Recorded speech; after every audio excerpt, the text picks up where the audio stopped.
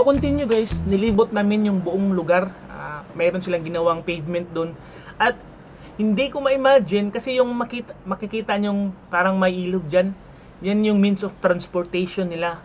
Nag-iisip ako kung i-grayscale ko kaya itong format na to para maramdam ko kung ano talaga ang hitsura ng kasaysayan. More on the process of how to create firecrackers.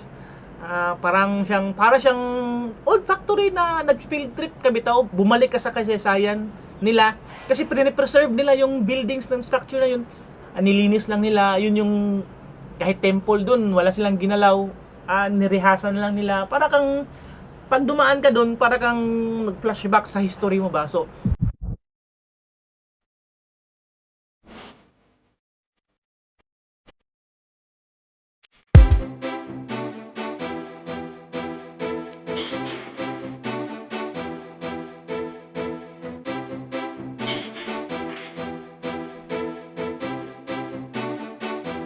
para siyang ruins na din ng factory kasi meron siyang remains ba nga itong part na to, gusal na to, dati itong paggawaan ng assembly area, transport area. So yung ilog na yan na makikita nyo, dinadaanan yan, ginagawang transportation hub na. So ma-imagine nyo, ang dami, parang nireclaim talaga yung area kasi doon sa bandang dulo doon ang tataas na ng gusali. So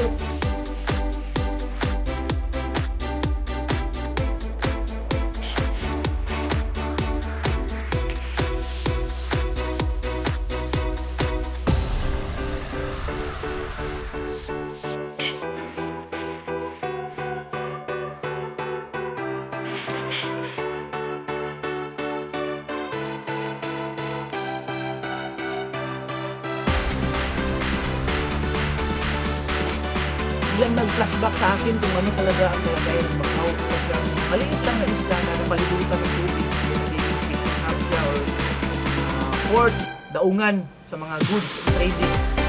Dahil yung geographical location niya, fruited for business.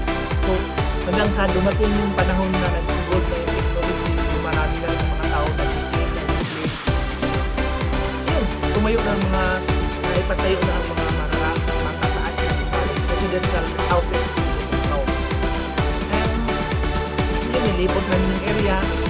Meron silang mga nilagay doon ng mga signage pero hindi namin nababasa kasi Chinese at Portuguese. Minsan lang yung karoon ng English translation.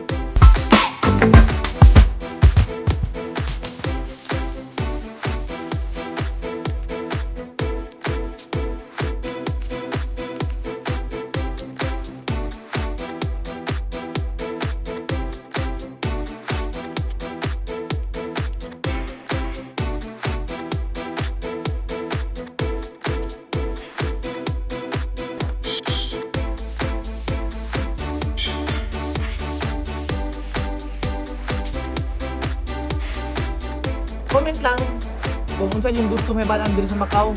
Kita Ako tayo ako nang tuon.